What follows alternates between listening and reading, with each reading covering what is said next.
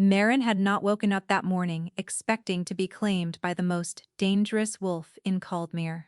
She had expected to refill the wine, keep the hounds off the roast, and slip out the servants' door before the dancing started, the way an unmated nobody was supposed to. Instead, she was standing in the center of the great hall, with the Alpha King's hand wrapped around hers, and 400 people had stopped breathing at the same time. It had happened so fast she hadn't seen it coming.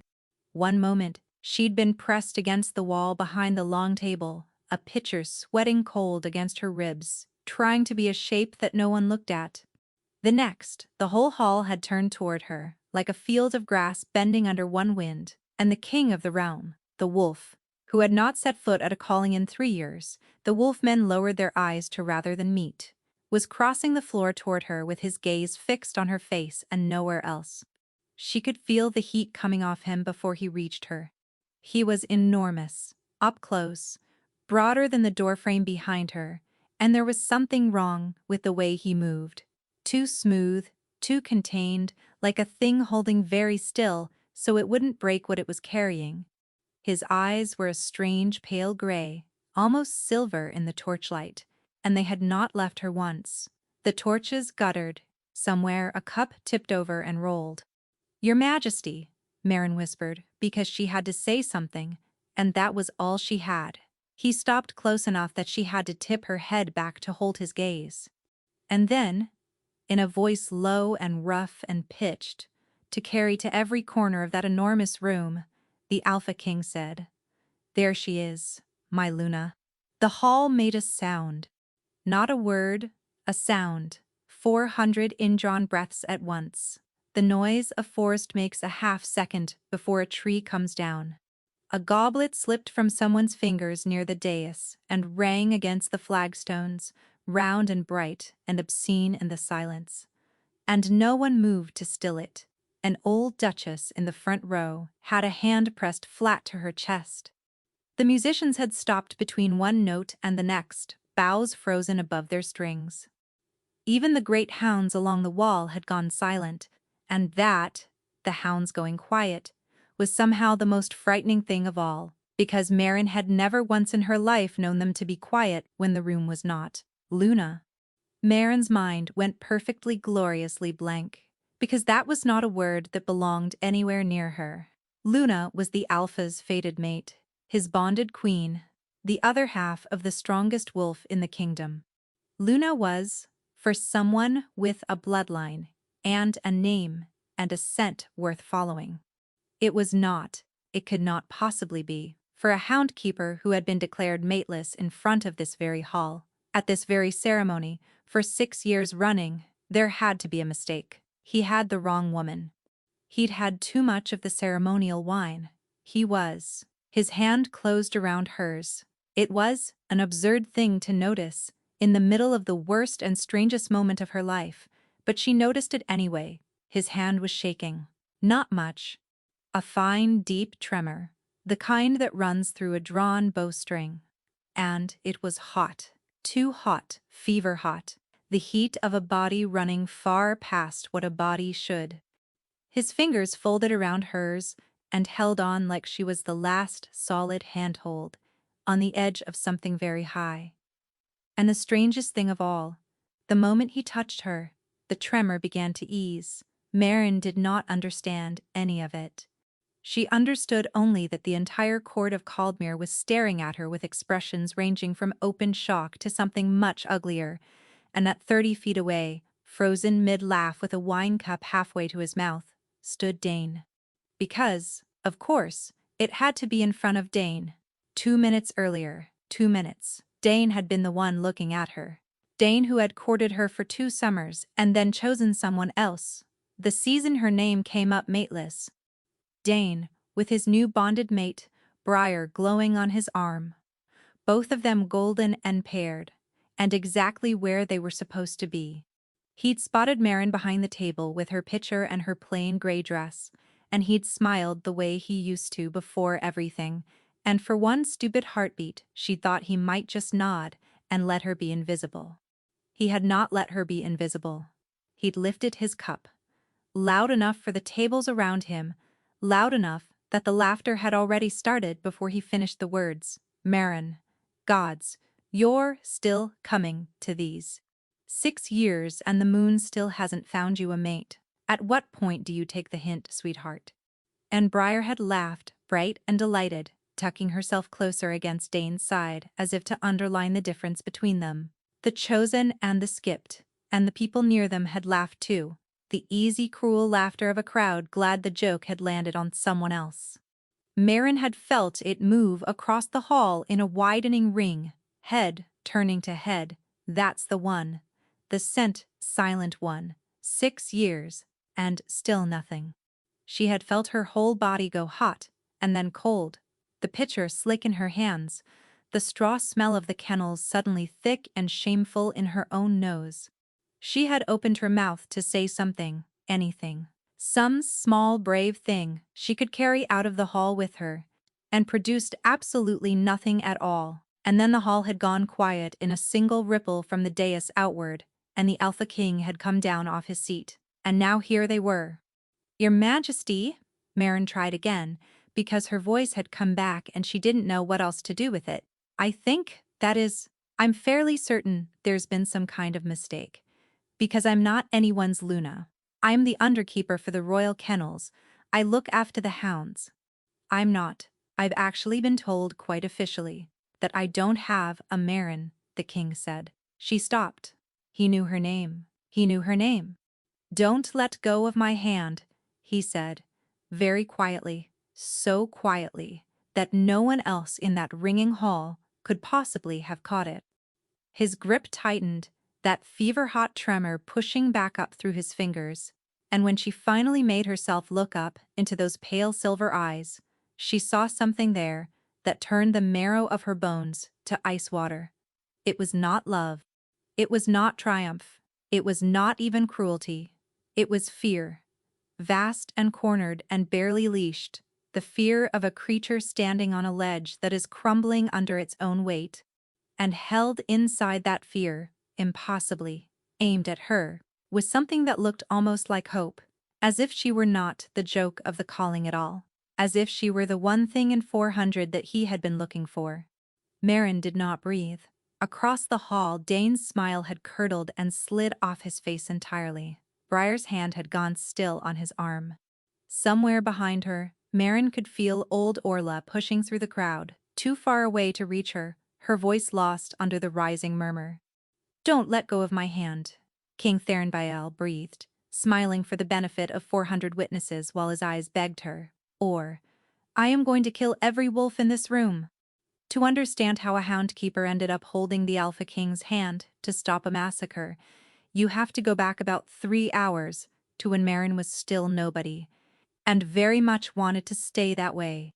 She had not wanted to come to the calling at all. The calling was Caldmere's oldest ceremony, the one night a year the realm believed the moon walked among them. Unmated wolves came from every holdfast and village, scrubbed and hopeful, and they stood in the great hall while the old songs were sung, and they waited to feel it, the pull, the call, the bone-deep certainty when a fated pair recognized one another across a crowded room. When it happened, it was unmistakable. 2 wolves would go still, at the same instant, turn toward each other like compass needles, and the whole hall would erupt. Bonds were sacred. Bonds were destiny. Bonds were the thing every wolf was promised from the cradle. Marin had attended 6 callings. She had felt the pull exactly 0 times. The first year, at 18, she dared to hope. She'd worn her one good dress and stood in the line with the others, and waited to be recognized, and nothing had come. The second year, she'd stood farther back. By the third, the whispers had started. Stillblood, sent silent. Something's wrong with that one, because every wolf had a machant, a signature the fated could follow, and Marin simply did not. Stand close to her and you smelled wood smoke and kennel straw and plain soap, and nothing underneath. No call, no thread for destiny to pull. It was, the healers agreed with great gentleness, exceedingly rare and entirely incurable. She was a wolf. The moon had skipped. so she had stopped standing in the line. This year she'd taken a serving role instead. Better to have a reason to be in the hall than to stand in it being pitied. And she'd planned to pour wine, mind the king's hounds where they lay along the dais wall, and be gone before anyone could turn and say, "Still here, Marin?"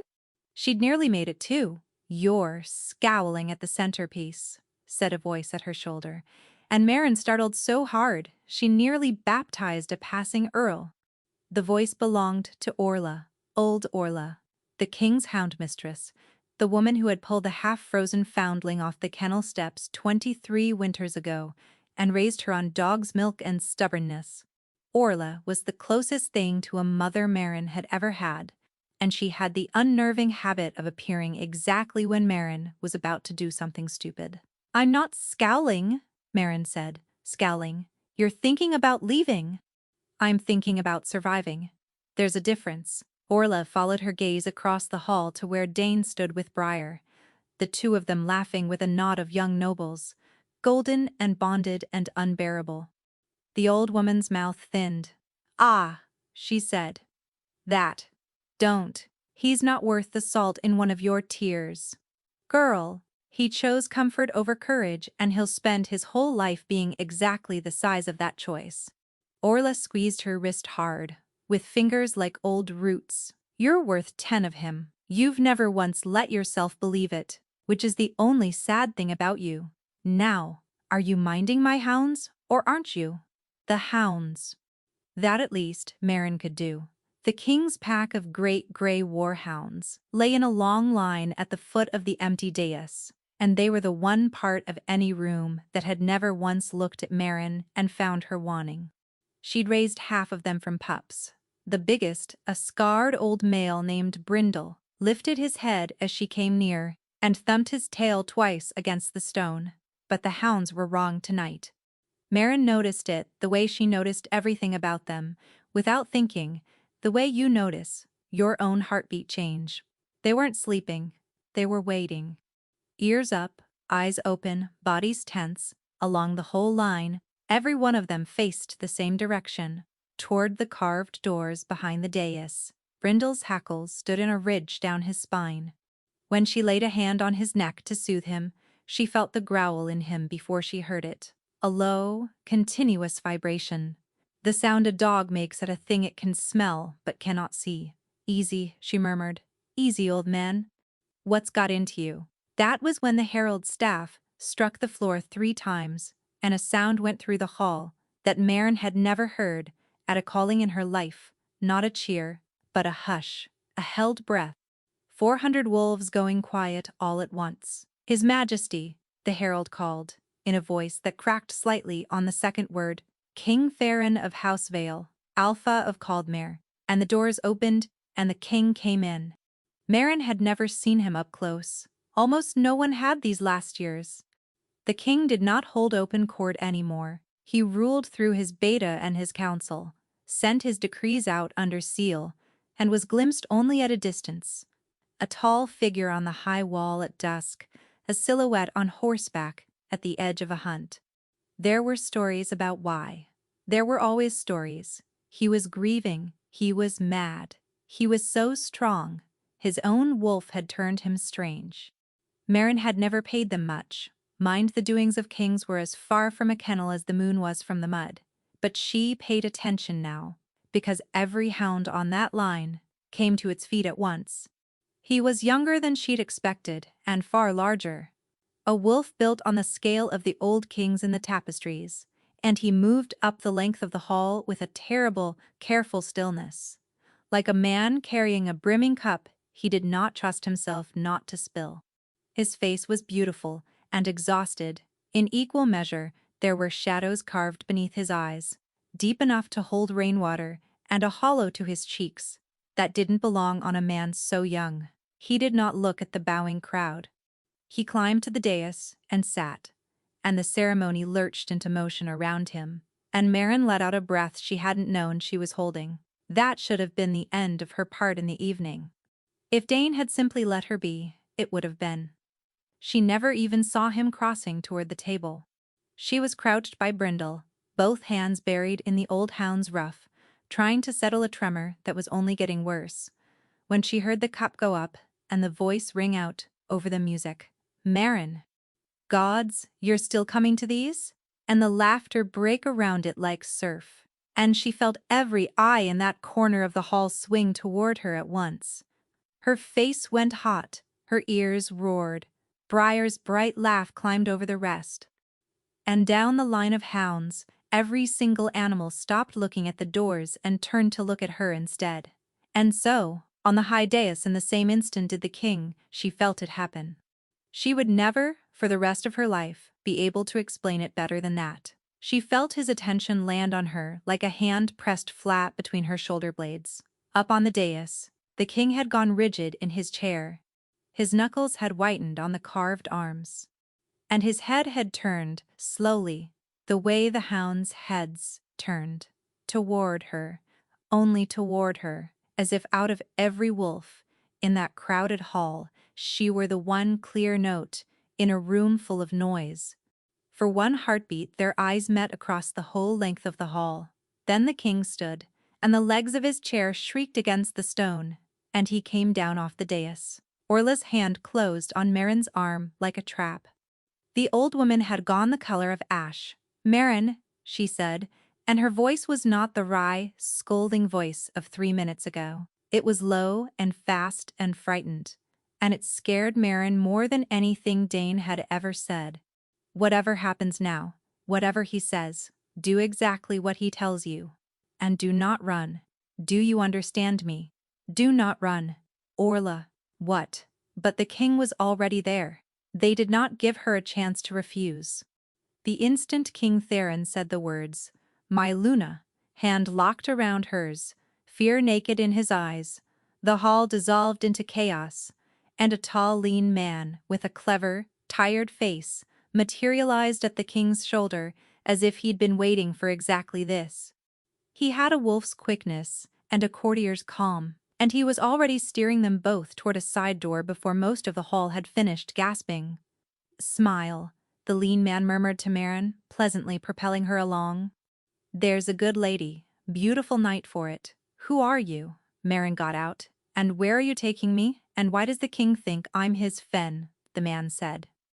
"Beta of Caldmere, the king's right hand, and at present the only person in this kingdom having a worse evening than you.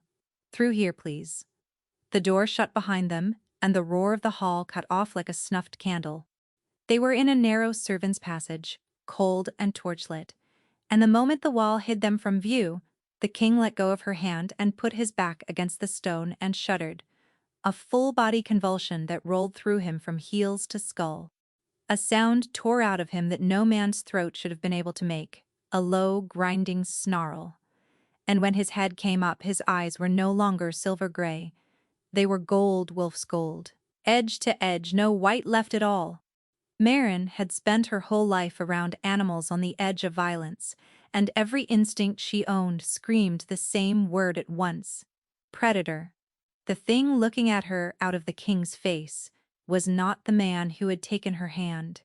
The lips had peeled back from teeth that had grown too long, the fingers braced against the wall ended in nails gone black and curved.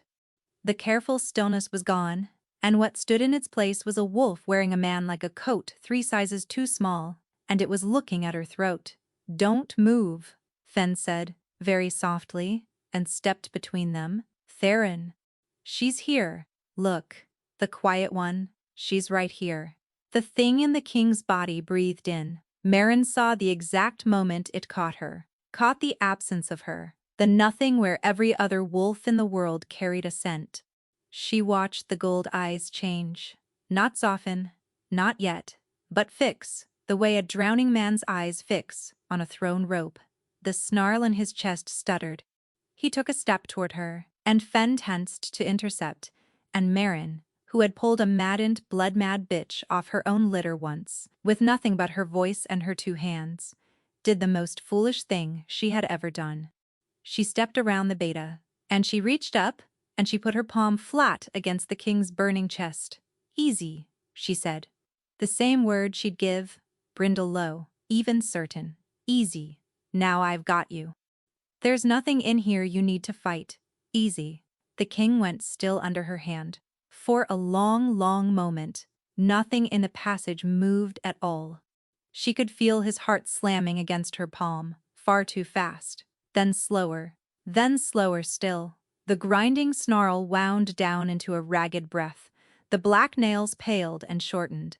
And when she dared to look up again, the gold had drained back out of his eyes from the edges inward, until they were silver once more. Silver and wide and horrified, staring down at her like a man surfacing from deep water to find he'd nearly drowned someone.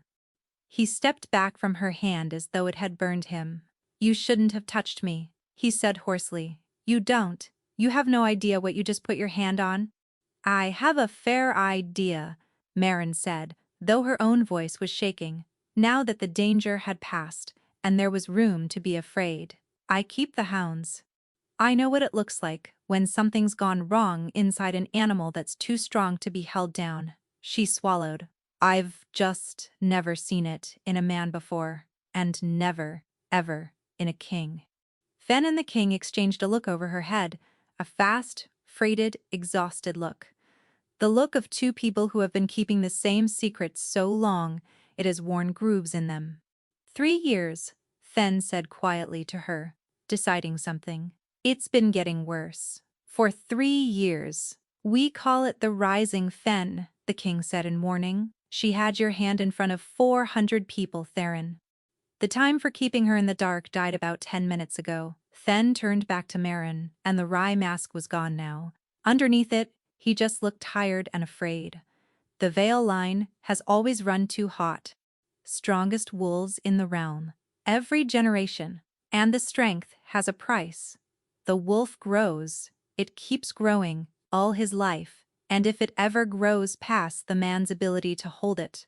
He gestured at the king, at the gold that had been in his eyes. "It rises. It takes him first for minutes, then for hours. Then it doesn't give him back at all, and what's left isn't a king. It's a thing that has to be put down before it tears through a city." The cold in Marin's stomach had spread to her whole body. "And there's surely the healers, the bone-setters, someone." "Every healer in Caldmere," the king said flatly. "Every herb, every binding, every old rite Orla could dig out of the archive." His jaw worked. "Nothing holds it. Nothing has ever held it. The kings of my line who lived long enough all met it the same way. My father was lost to it at 41, worn down to nothing, in the end." He looked away from her, toward the dark end of the passage. "I have spent 3 years arranging to die quietly before it could do worse. I'd made my peace with it." "So what changed?" Marin whispered. He turned back and looked at her, and there it was again. That drowning man fixity, that terrible, naked need. "You walked into my hall," King Theron said, "and for the first time in 3 years, the moment I caught your trail across that room, the wolf went quiet." His voice cracked. "Do you understand what I'm telling you? I have not had a single quiet minute in 3 years. I have not slept a full night. I have not stood in a crowd, without counting the ways it could end. I have not been alone in my own skull. And then there you were, the one wolf in the world with no scent at all, and the noise just stopped." He laughed, and there was nothing happy in it. "You're the silence, Marin. You're the only silence I've found. And I called you my Luna in front of my entire court because in that moment I would have said anything, promised anything, to keep you from walking back out that door." The torches hissed. Somewhere far off, muffled by stone, the hall was still in an uproar. "That's why your hounds were watching the doors," Marin said slowly, understanding landing piece by terrible piece. "They weren't waiting for the king. They were bracing for the wolf. They could feel it rising in him before he ever came through." Fen looked at her with something close to respect. "Clever girl." "I'm a kennel-keeper," Marin said, the panic rising now in earnest, because the size of what they were telling her had finally come clear. "I'm scent silent. I'm mateless. I'm the joke of the calling 6 years running." You can't possibly think I'm whatever you need me to be. Tonight was a fluke, a coincidence. I was just near. Then we'll find out, the king said. Tonight, find out what? He pushed off the wall, and, even drained and shaking, he filled the narrow passage wall to wall, and his silver eyes held hers. Whether the silence holds, said King Theron Vale, when you sleep beside me. The king's chambers were the largest rooms Meryn had ever stood in, and the loneliest. A bed big enough for a family stood against the far wall. A cold hearth gaped beside it, and every surface that could hold a weapon held one: blades, a longbow, a war axe with a worn haft, as if their owner had spent 3 years preparing for a siege that lived inside his own body. They had not, she was relieved past speaking to learn, brought her here, for the reason her frantic mind had first leapt to. Fen had explained it in the corridor, briskly, sparing them both. The only thing that had ever quieted the rising was her, and the rising came hardest in the dark hours when a body should sleep and the king's never could. If proximity was the cure, then proximity was what they'd test. A cot at the foot of the great bed, a closed door, a guard outside it, and the two of them in the same room through the worst hours of the night to see whether the silence she carried could buy a sleepless king an hour's rest. And if it doesn't work? Meryn had asked. Then you've lost a night's sleep, Fen had said, and we are no worse off than we have been every night for 3 years. He had not said the other half of it. And if it does work, we are not letting you out of this castle again. So now she lay rigid on a narrow cot in the Alpha King's bedchamber, a borrowed blanket pulled to her chin, listening to the most dangerous wolf in Caldmere fail to fall asleep 8 feet away. He didn't lie down for a long time. He sat on the edge of the great bed, with his elbows on his knees and his head bowed, breathing in slow, deliberate counts, and she could hear how much it cost him.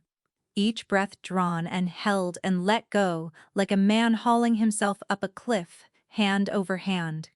Once he made a low sound, quickly bitten off, and she heard the bed frame creak as he gripped it. You can talk if you want, Meryn said into the dark. It might help. It helps the hounds when they're frightened of a storm. Not the words. Just the steady, the going on. A pause. You think I'm frightened of a storm? I think you've been alone in your own skull for 3 years, and told me so yourself not an hour ago, she said. And I think a person can be very brave and very frightened at the very same time, Your Majesty, and that there's no shame at all in the second part.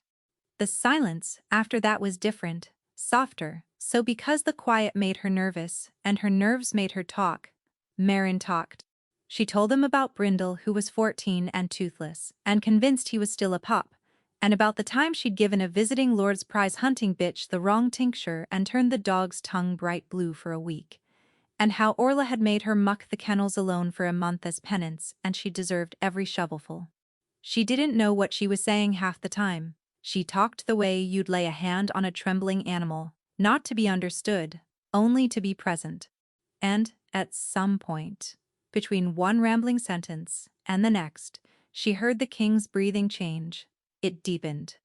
The careful counted rhythm loosened into something slow and unguarded, the breathing of a body that had finally, let go of the rope. She lifted her head off the thin pillow and looked, and there he was, the Alpha King of Caldmere, sprawled half-dressed across his own bed. Dead asleep, the deep shadows under his eyes for once belonging to a man who was simply resting and not a man being eaten alive. It had taken less than an hour. Meryn lay back down with her heart doing something complicated in her chest. It's real, she thought. Whatever it is, it's real. And it's me. The joke of the calling, the wolf the moon skipped, the one with nothing inside her worth following. And she was the only quiet a dying king had found in 3 years. She didn't know whether to weep or laugh, so she didn't either, and lay listening to him breathe, and felt the strangest warmth settle behind her ribs, low and golden and entirely new. She had nearly drifted off herself when his breathing changed again.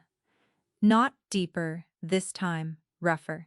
A catch, then a grinding edge, then a sound low in his chest that lifted every hair on Marin's arms because she had heard it 3 hours ago in a torchlit passage. She sat bolt upright. In the dim coal's light, she could see him going rigid, his hands fisting in the sheets, his spine arching, his head grinding back into the pillow, and a thread of gold beginning to leak from beneath his closed lids. The rising. Even asleep, even here. "Your Majesty?" she said, scrambling off the cot. Farron. She got a knee onto the bed and reached for his shoulder, the way she'd have woken a hound caught in a nightmare just to shake him free of it, and the instant her hand closed on his bare shoulder the room went away. There was no fall, no blink, no edge to cross. One moment she was kneeling on the king's bed, the next she was standing somewhere that should not have existed, and the cold of it went straight through her like she'd stepped into a winter lake. It was a forest, and it was burning, and it was frozen, both at once.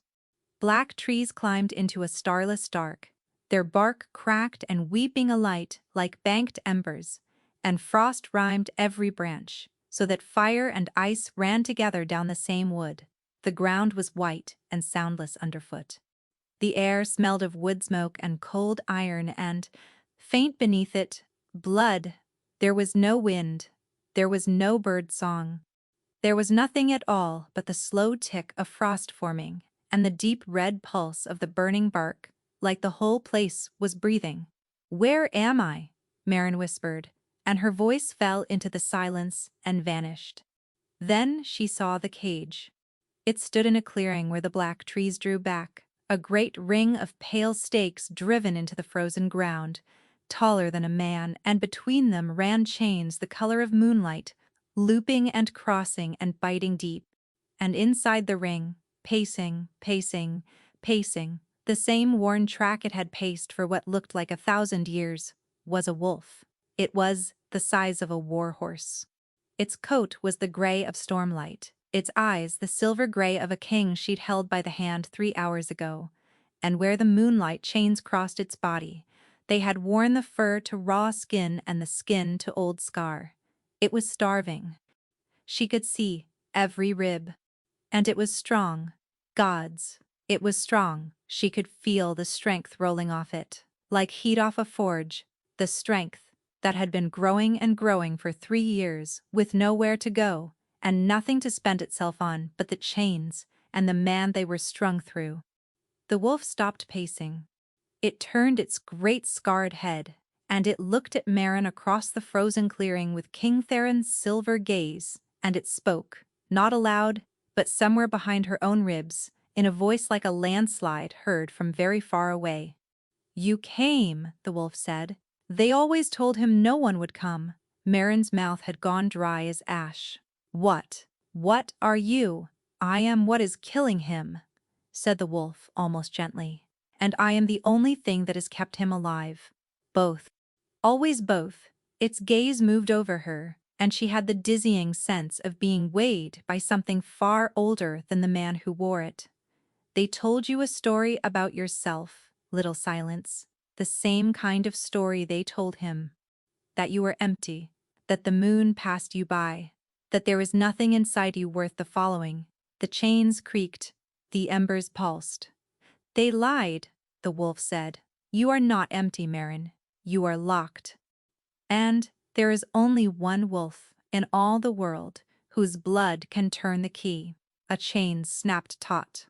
The wolf's head wrenched sideways, and it howled, a sound that split the frozen sky, and the whole burning forest lurched, and Marin came back into her own body with a gasp, sprawled across the king's chest, both hands fisted in his shirt, her face inches from his. The chamber, the dying coals, the weapons on the walls, real, solid. Here, and beneath her, his breathing, slow and even and deep, the gold entirely gone. From behind his closed lids, King Theron slept on, peaceful, unmarked, with no idea at all of where she had just been or what had spoken to her there. Marin lay frozen against him, her heart slamming, the wolf's voice still ringing in the hollow of her chest. "You are not empty, you are locked, and there is only one wolf in all the world whose blood can turn the key." "What?" she breathed into the dark. To no one.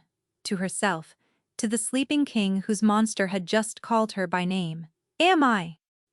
The king woke at dawn for the first time in 3 years, and the first thing he did was check that she was still breathing. Maren knew this because she was awake to see it. She had not slept at all. She'd spent the dark hours lying rigid on the cot with the wolf's voice circling her skull. "You are not empty. You are locked." And when the gray light finally crept across the ceiling, she heard the great bed shift, heard his bare feet touch the floor, and then felt him standing over her, very still. The way a man stands over something he's afraid he's broken. She opened her eyes. King Theron Vale looked down at her with an expression she had no name for, because she had never in her life had a powerful person look at her like she was the answer to a question they'd given up asking. "You're still here," he said. "I had nowhere else to be," she said. "You ordered a guard on the door. That was to keep others out." A pause. "Not to keep you in." "Well, it does both, Your Majesty. That's rather the trouble with doors." And there it was, the corner of his mouth pulling just slightly, the ghost of something that might once have been a smile, before 3 years had ground it out of him. He looked startled by it himself. He turned away to the window, and she watched his shoulders, and she understood that he didn't know what to do with a morning he'd lived to see. "I slept," he said to the glass, as if testing whether the words would hold weight. "The whole night. The wolf, it was quiet." His voice did something complicated. "I'd forgotten what the inside of my own head sounds like when there isn't something screaming in it." This was the moment Maren decided to mention the screaming thing in question. "About that," she said, sitting up, clutching the blanket. "I have to tell you something, and you're not going to like it. And I'd appreciate it if you didn't do the gold eyes business while I'm saying it, because I've used up all my brave for the month. Last night, when you started to turn in your sleep, I touched your shoulder, and I went somewhere." She made herself say it. "A forest burning and frozen at once. Black trees. And a cage made of moonlight, with a wolf inside it the size of a warhorse, starving, with your eyes. And it spoke to me." The king had gone, very, very still. "It said it was the thing killing you," Maren went on, the words tumbling now, "and the only thing keeping you alive both at once. And it called me Little Silence. And it said I wasn't empty, I was locked, and that there was one wolf whose blood could turn the—" "Stop." His voice cracked like ice underfoot.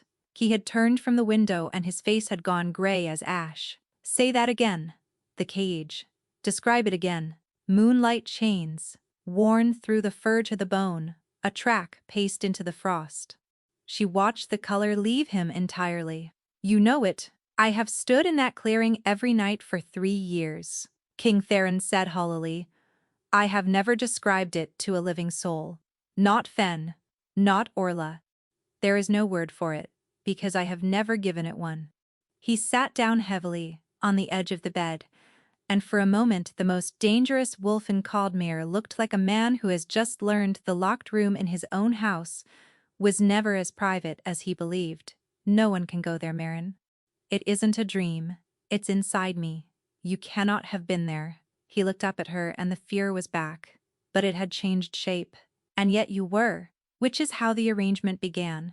Fen laid it out that same morning with the brisk gloom of a man diffusing a problem that could not be diffused.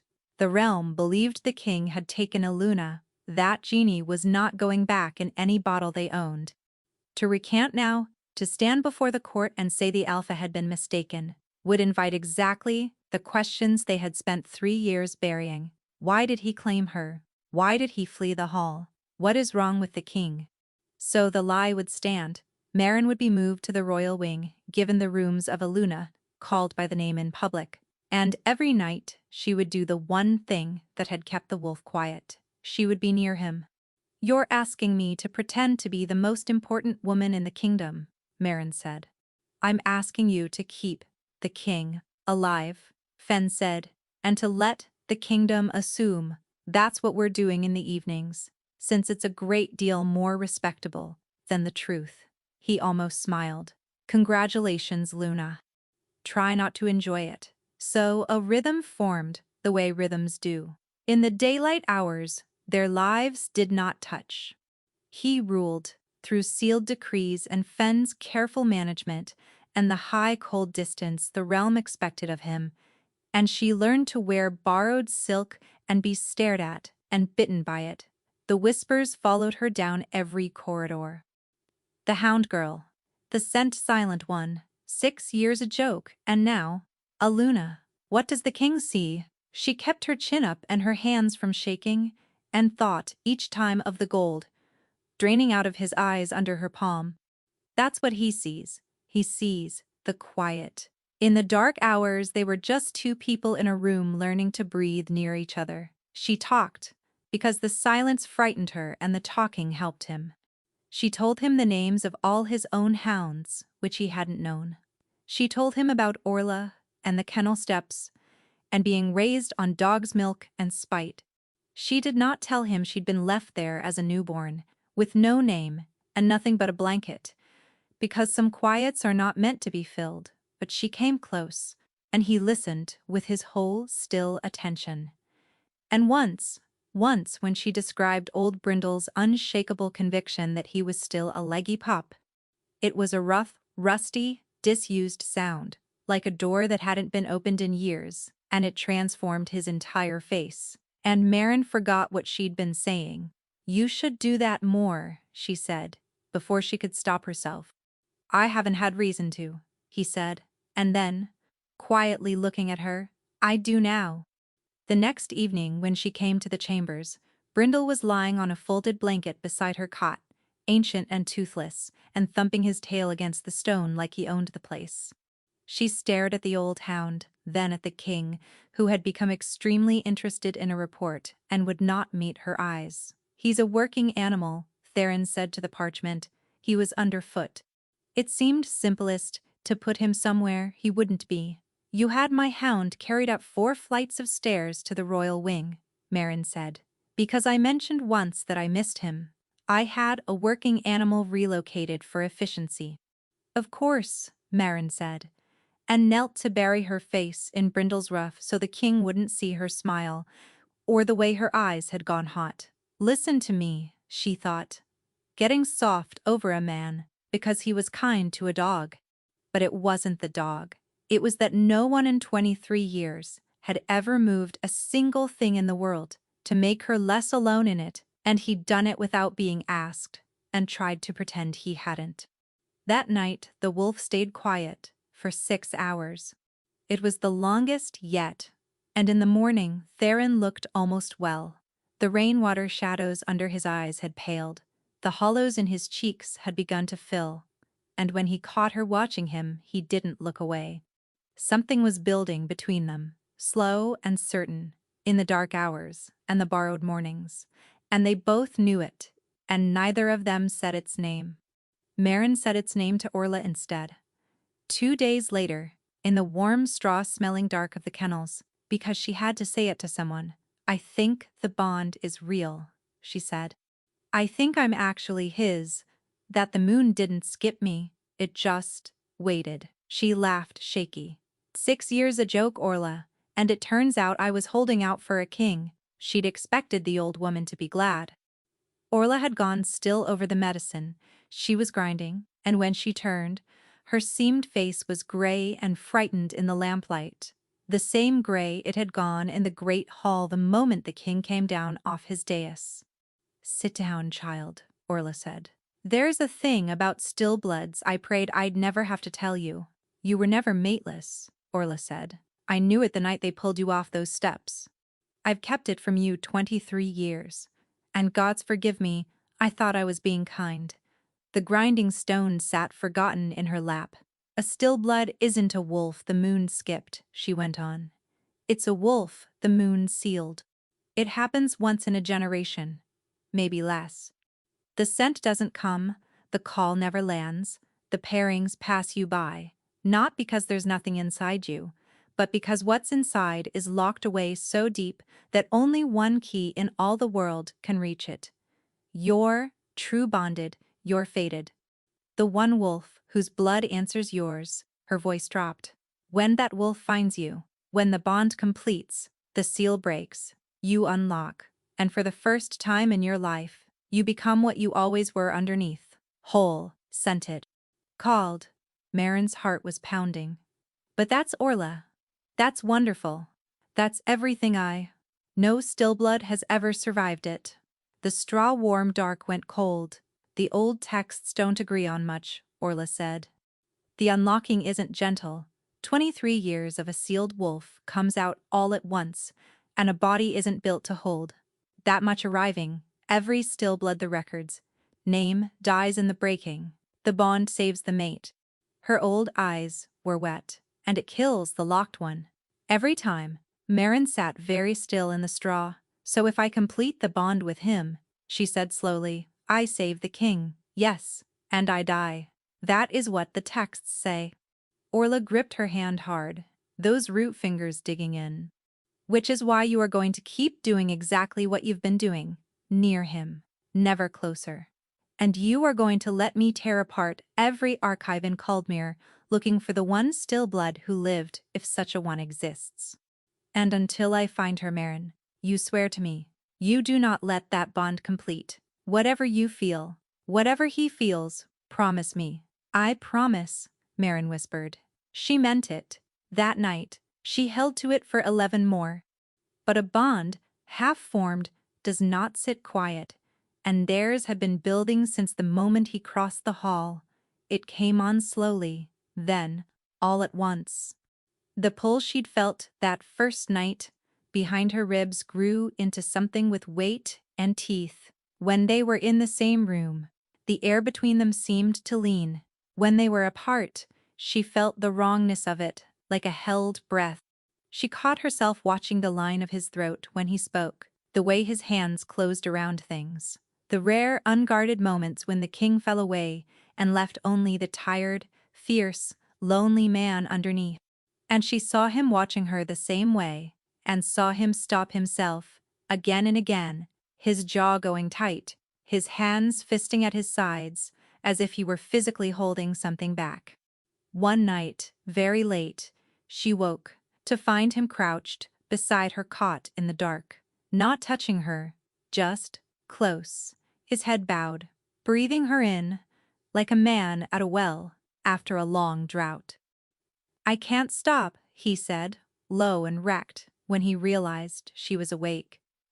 I tell myself to keep my distance, and my body walks me to you in my sleep. Do you know what it is? To be the most disciplined wolf in the realm, and not be able to govern your own feet. His eyes found hers in the dark. What are you doing to me, Marin? The same thing you're doing to me, she breathed, and the space between them had narrowed to nothing.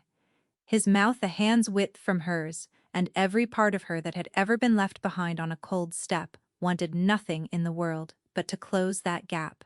No still blood has ever survived it. She turned her face away. He pulled back as if scalded, and neither of them slept. That was the night the cage came for her. She hadn't touched him. She was on her own cot, an arm's length away, and she slid into sleep and woke standing in the frozen, burning forest, with the breath crystallizing in her lungs, and this time the chains were different. The loops of moonlight that bound the great gray wolf no longer ran only through the stakes. One of them had come loose. It snaked across the white ground toward her, questing, and where it brushed her bare ankle, it bit cold and deep, and she felt it try to wind itself around her, try to thread itself through her, the way it was threaded through him. The wolf watched her with his silver eyes, and did not warn her away. You feel it now, it said, almost sorrowful. The more he holds to you, the more I reach for you. You are becoming part of the chain. Little silence. Soon there will be no telling where he ends, and you begin. She woke, screaming his name, and Theron was already awake, already reaching. and when he saw the frostburn standing livid around her ankle in the shape of a chain that did not exist in any waking room, the last of the color drained out of his face, and Maren watched him make a decision she would have given anything to stop. "Get out," King Theron said. She thought she'd misheard. "Theron, get out." He was off the bed, putting the whole width of the room between them, his voice gone flat and terrible. "It's reaching for you. It's pulling you in. I will not. I have spent 3 years making sure the only person the Rising kills is me, and I will not let it take you down with me. You're going back to the kennels. You're barred from this wing. Fen will see it done." "You'll die without me," Maren said. "You know you will. The wolf will rise and there'll be no one to." Then it rises. His silver eyes were wet and absolutely immovable. "I made my peace with how this ends a long time ago, Maren. I had 3 years of quiet I never expected, and you gave me that, and it was more than I deserved. I am not going to repay it by watching that thing wind itself around your bones." His voice dropped ragged. "Go, while I can still let you." "It's an order, leave." The word came out as a roar that shook the weapons on the walls. Maren left. What followed was the worst stretch of her life, and she had a great deal of competition for the title. She went back to the kennels, to the straw and the hounds and the smallness she'd worn all her life, and she discovered that you cannot fold yourself back down to a size you've outgrown. The borrowed silk came off. The whispers turned gleeful. "The Luna's been sent away. Didn't last a fortnight. Knew it couldn't be real." Thane found her in the yard within days, Briar on his arm, and said something cutting she barely heard, because by then the unlocking had already begun to tear at her from the inside. Orla had been right about one thing and wrong about another. The bond, half formed and then ripped apart, did not simply ache, it cracked the seal without finishing the breaking. The worst of both. None of the mercy. Maren's sealed scent began to leak out of her in fits, sweet and wrong. And each time it did, her whole body felt as if it were being pulled through a keyhole. The headaches came first, then the fevers. Then the nights she spent curled in the straw with Brindle pressed against her back, shaking, while somewhere, 4 flights up, a king she wasn't allowed to see came apart for the same reason in the opposite direction. Because he was failing to. She heard it from Fen, who came to the kennels, grey-faced and grim. Without his anchor, the Rising had come roaring back, worse than before. Hours lost to the gold now, whole councils cancelled, the king locked in his chambers behind a triple guard, while the thing inside him paced and tested the chains. "He has weeks," Fen said, "maybe less. And so, I think, do you. The two of you are killing each other by being apart. And the cure is the one thing the texts swear will finish you." By the 9th day, Maren could barely stand. She made herself walk anyway, out into the great training yard at the heart of the castle, because she had heard the bells and the shouting, and she knew, the way she always knew about animals on the edge, that something had broken loose. The king was in the yard. He was on his knees in the churned mud, ringed by a dozen guards with leveled spears who plainly did not want to be there, and he was turning, half a man and half the great grey wolf of the cage, caught and writhing between the two, gold eyes blazing, claws raking furrows in the earth.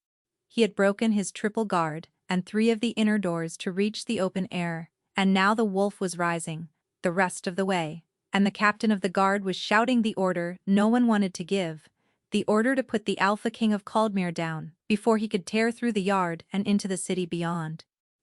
"Wait," Maren said. No one heard her. Her voice was a thread. But the king heard her. The wolf heard her. Its great ruined head wrenched around, gold eyes raking the yard, and it found her where she swayed at the edge of it in her plain gray kennel dress, the scent silent nobody, the one clear note.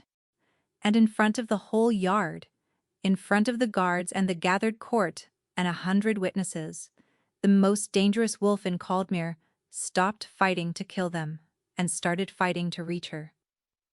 It was part 1 turned inside out. That night in the hall, he had crossed a room to claim her in front of everyone. Now he dragged himself across a yard to her on the edge of losing his mind, gold-eyed and half-shifted and terrible, and the guards fell back in terror, and Maren did not move, because she had spent her whole life learning that you do not run from the thing that is afraid. He collapsed at her feet. She went to her knees in the mud and took his great shaking head in her 2 hands, fur and skin and bone, neither wolf nor man, and she put her mouth to his ear and said, the only word she had easy. The gold drained out, the fur receded. And King Theron came back into himself, sprawled in the mud of his own training yard, with his head in the lap of the hound girl he'd banished, while the entire court watched the truth they'd all doubted prove itself beyond any more lying. She was his.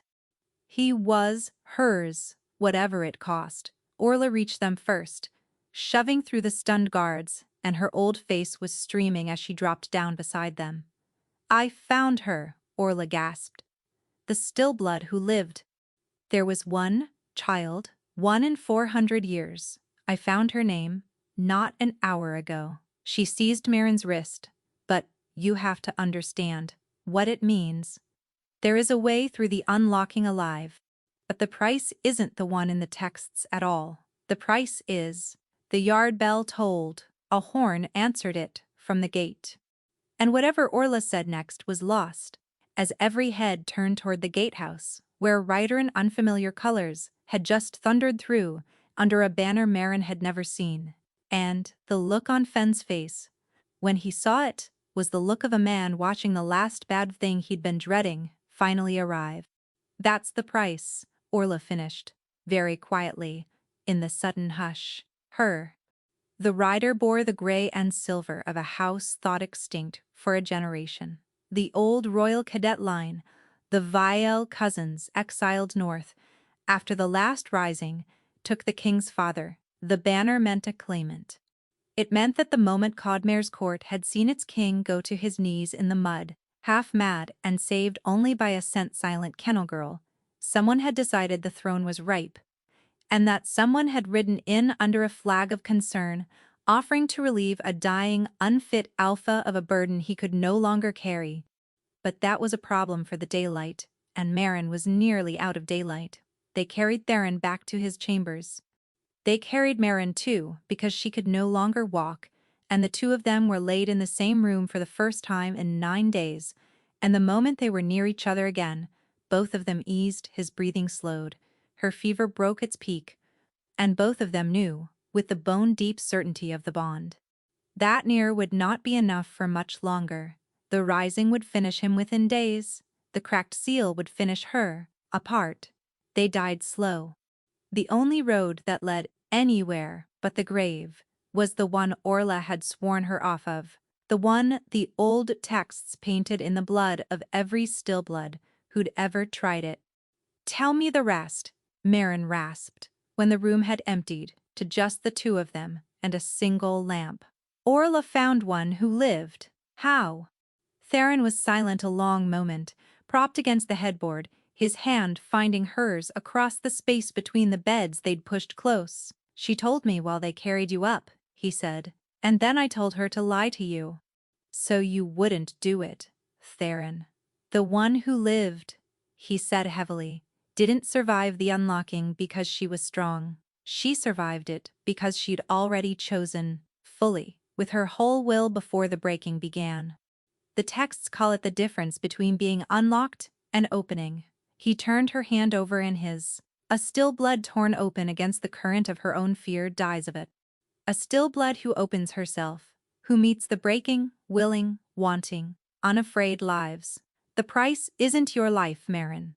The price is that you'd have to choose me, knowing it might kill you, and mean it so completely that no part of you holds back. His jaw worked.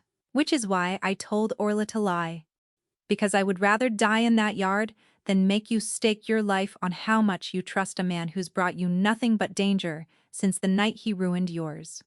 Maren lay in the lamplight and looked at the man the whole realm feared, who had carried her hound up 4 flights of stairs and tried to die alone to keep a chain off her bones, and she felt the last of her fear go quiet, quieter than any silence she had ever given him. "You absolute fool," she said tenderly. "You think the risk is the trusting. The risk was always going to be the trusting. I've spent 23 years being left on a step, sure that if I'd only been worth keeping, somebody would have stayed." Her eyes filled. "And then you moved a dog up 4 flights of stairs. You crossed a yard out of your own mind to reach me. I have never in my life been so sure of anything as I am that I want to be the thing you don't let go of." She drew his hand to her mouth and pressed her lips to his scarred knuckles. "I'm not afraid, Theron. That's the whole answer. I'm not afraid. So stop lying to me and choose me back." For a long moment, he didn't move. "If the texts are right and Orla's wrong," he said roughly, "I will have killed you with my own teeth, and I will have done it while you were smiling at me. Do you understand what you're asking me to carry?" "I'm asking you to carry the same thing you've asked me to carry since the night you took my hand," Marin said, "the chance that it goes wrong. You've made me live with that for weeks, Theron. The least you can do is be brave enough to live with it too." She held his gaze, steady, unafraid. "I'm not the frightened one here. For once in my life, I'm not. Catch up." Then he did. He crossed the room and gathered her against him, and she rose into it without holding any part of herself back. And there, in the lamplight, with her whole heart thrown open and unafraid, she chose him completely, the way the old text said a stillblood had to choose before the breaking. The bond rose to claim them both at once, bright and certain, and Marin felt the seal that had held her shut for 23 years simply give. There was a heartbeat of pure white pain, and then she opened. It came out of her all at once, exactly as the texts had warned. A lifetime of locked-away self arriving in a single breaking wave. But she had thrown the doors wide before it came, and so it did not tear her apart. It filled her.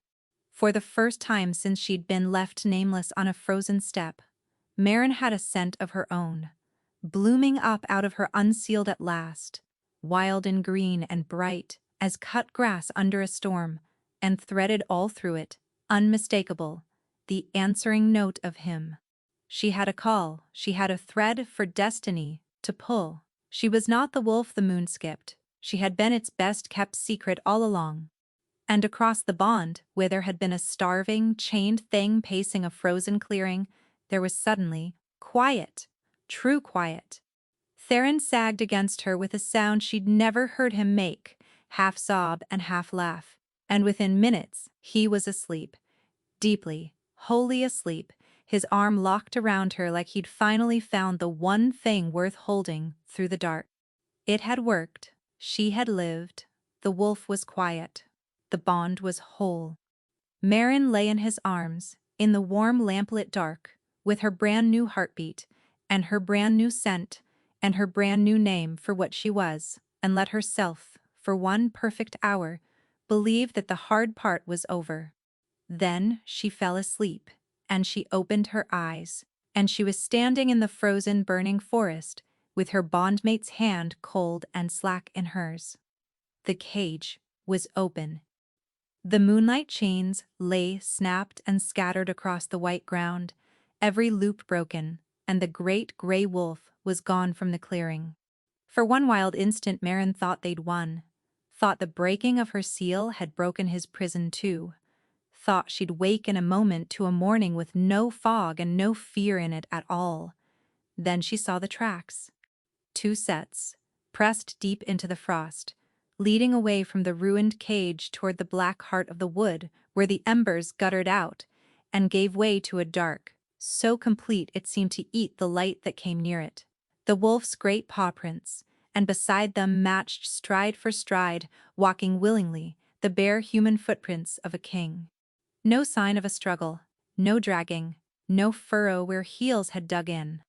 Just 2 old companions, walking together into the dark, the way they must have walked every single night for 3 years, while the rest of the realm slept and believed their king was merely sleepless. He was not being dragged. He was walking into it. Theron. Her voice tore out of her, and the forest swallowed it whole.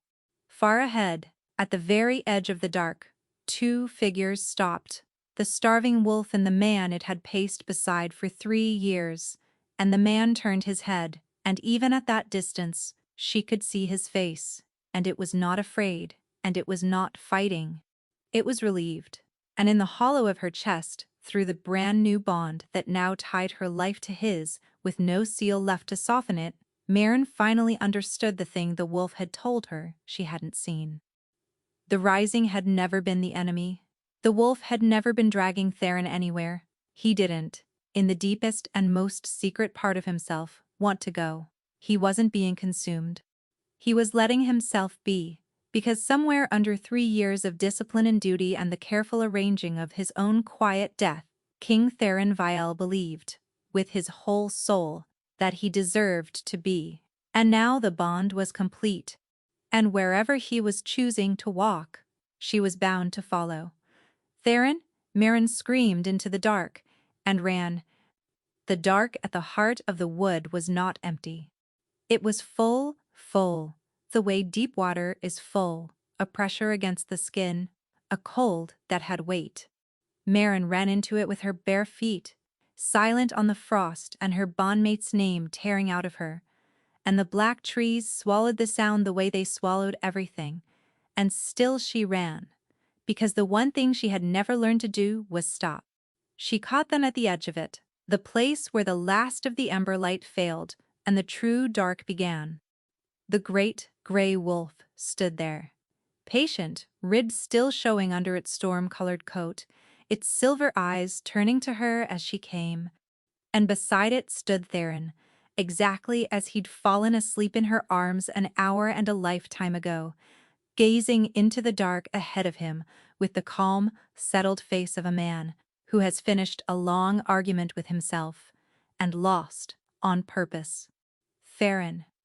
She seized his arm with both hands and hauled. He didn't move. He was rooted, immovable, heavy as the mountain he'd always seemed. Don't you dare. Don't you dare. Turn around. Look at me. You shouldn't have followed me here, he said gently. He did look at her then, and the gentleness was the worst part, because there was no fear left in it at all. I hoped the bond would let you sleep through it. I should have known better. You've never once done the thing you were supposed to do. Then come back. She pulled again, uselessly, her heels skidding on the frost. The wolf's loose. The chains are broken. We can fight it. We can. Maren. He took her wrists, so easily, and held them still between his hands. There's nothing to fight. There never was. His thumb moved once over the pulse, hammering in her wrist. The wolf isn't dragging me anywhere. Look at it. Look how it waits. It has waited 3 years for me to be ready, and it followed me out here, because it has no choice but to follow where I go, and I am going there. He nodded toward the dark, into the quiet, the way it took my father in the end. It's the only ending that doesn't have a city burning at the bottom of it. And Maren, kneeling there in the frost, with her wrists caught in his hands, on the threshold of a dark that wanted to take the only person who'd ever moved the world to make her less alone in it, finally understood that she could not pull him out. She had tried force in the yard, and force in the corridor, and force just now, and force had never once worked, because force was not what was holding him. He was not chained here. He was choosing here. And you cannot drag a man back from a thing he believes he deserves. So, she stopped pulling. She let go of his arm, and she sat back on her heels in the frozen dark, and she said, "Tell me about Fenn's scars." Theron went still. "He never said how he got them," Maren went on, her voice low and even. The voice she used on a frightened animal, on a man frightened of himself. But he flinches when you raise your voice. He stands between you and other people without thinking about it. He looks at you, the way I've seen handlers look at a dog they love and once watched kill. So, tell me, for a long moment, the only sound was the slow tick of the frost. The first rising. Theron said at last, and his voice had gone to gravel. 3 years ago. It took me all at once, with no warning. I'd never felt it before. Didn't know what was happening. Just woke inside the wolf with no way out. Fen was the only one in the room. My oldest friend. He'd grown up at my side. He was the one person who never lowered his eyes to me, who'd tell me when I was being a fool. His hands had begun, very slightly, to shake. He tried to talk me down. He came toward me, unarmed because he trusted me, even then, and the wolf. He stopped, started again. I opened his shoulder to the bone. I would have killed him. I had my teeth in my best friend's throat before the guards dragged it off me, and the only reason he's alive is that they were fast, and I was that once, slow. The wolf beside him made a low sound, not a growl. So now you know, Theron said. Now you know what I am. A good king, a good man, would have stepped aside that same week, given up the throne and gone somewhere. The wolf could never reach another living soul, before it could happen again, before it could happen to someone who didn't get lucky. My father gave in to it in the end. I told myself I was being responsible, arranging it carefully, making sure the realm was steady first. His gaze lifted to hers, wet and ruined and certain. But the truth is, I was a coward who kept finding reasons to live one more season. And then you walked into my hall and gave me the best reason I've ever had, and I have never been more afraid in my life. Because now, when the wolf finally wins, it won't just be me at the bottom of the dark. It'll be you, bound to me, tied to a man who should have had the decency to disappear 3 years ago. His voice broke clean in half. So I'm ending it now. While you're the only one I'd take down with me, and while I still love you too much to let it be anyone else. Go back, Marin. Let me do the one good thing I have left. And there it was. The whole of the wound, laid open in the frozen dark. Not grief. Not the war the realm whispered about. Just a man who believed, all the way to the floor of himself, that being dangerous and being undeserving were the same thing. That because he could cause harm, he had forfeited every right to be kept. Marin knew that lie. She had been speaking it to herself her entire life in a different accent. They left me on a step, she said. Theron blinked. 23 years ago. No name, no note, just a blanket and the cold and a newborn nobody wanted to keep. She didn't wipe the tears. She let them freeze on her face. And I spent every one of those years certain it was my fault. That if I'd been worth keeping, someone would have kept me. That the moon, skipping me at every calling, was just the world agreeing with what I'd always known. That there was something wrong with me, down where it couldn't be fixed. And the kindest thing I could do was take up as little room as possible and be useful enough that no one sent me away again. Her voice steadied into something fierce. 6 years a joke, Theron. I had a whole life built around the idea that I didn't deserve to be chosen. And it was a lie. I wasn't empty. I wasn't unworthy. I was sealed. I was waiting. I was the moon's best-kept secret, and not one person who ever laughed at me knew it, least of all me. She rose to her feet in the frost, slowly, and she took his face in her 2 hands, the way she'd taken the wolf's great head in the mud, and she made him look at her. You think because you can do harm, you've lost the right to be loved. I thought, because I'd been left, I'd never been worth staying for. It's the same lie, my love.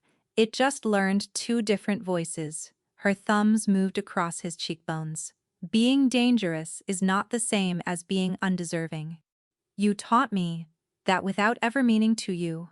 The most dangerous wolf in Caldmere, who carried a dog up 4 flights of stairs and tried to die alone to keep a chain off my bones.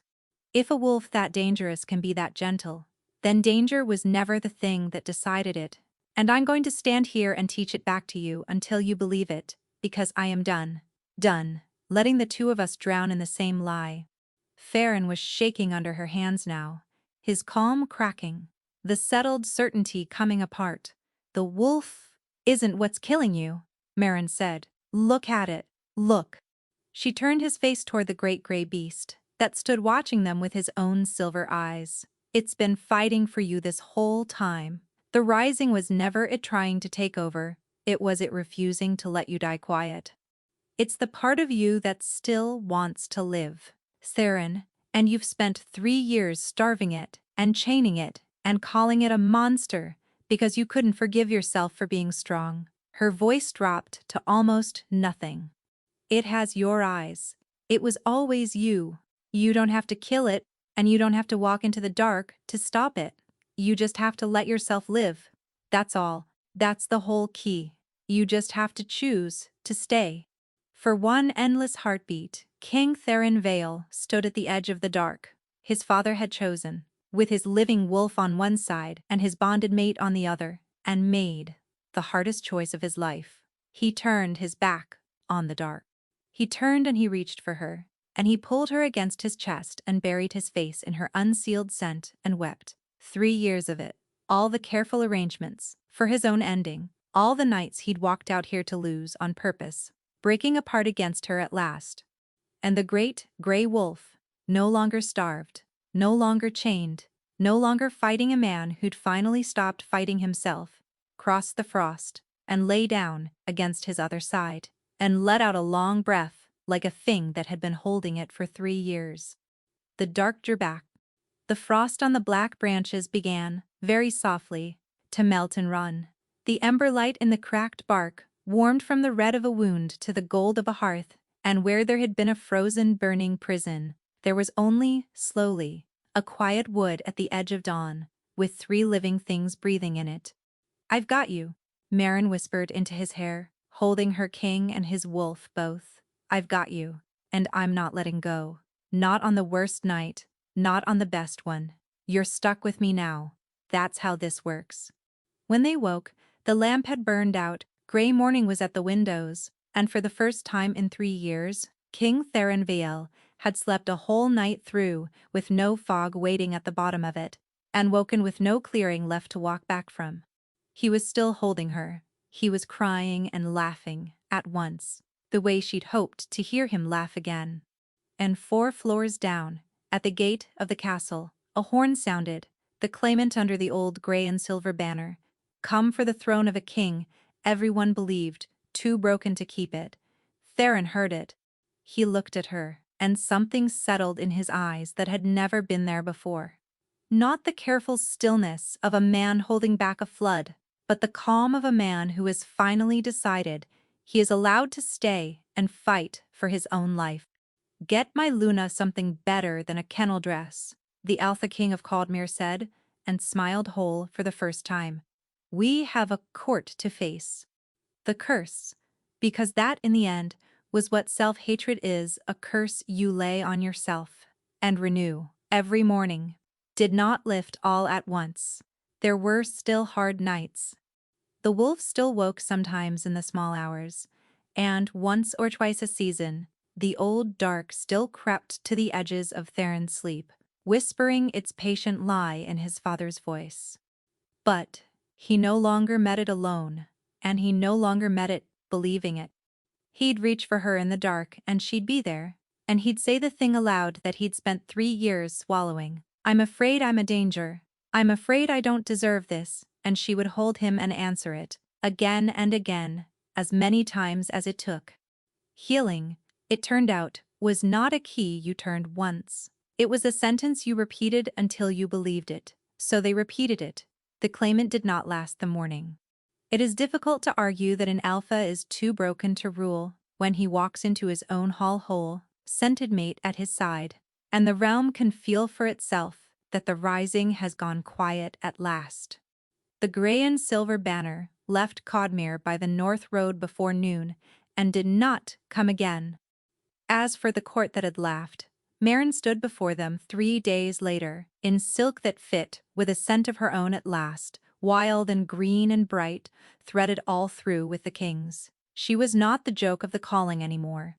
She was the Luna whose voice had pulled the Alpha King back from the dark, and they bowed to her, everyone, and somewhere near the back, Dane bowed lowest of all, and could not meet her eyes, and she found, to her mild surprise, that she felt nothing about him at all. He had been right about one thing. That night, with his cup raised, she really had been waiting. She'd just been waiting for something his small heart could never have imagined. A year on, at the next calling, she stood in that same great hall, not behind the table this time, not minding the wine, but on the dais, with old Brindle asleep across her feet and the king's hand warm around hers. The old songs were sung. The unmated wolves stood in their hopeful line, waiting to feel the pull, and Marin watched them with a tenderness that ached, every single one, and thought, some of you are sealed, and don't know it yet.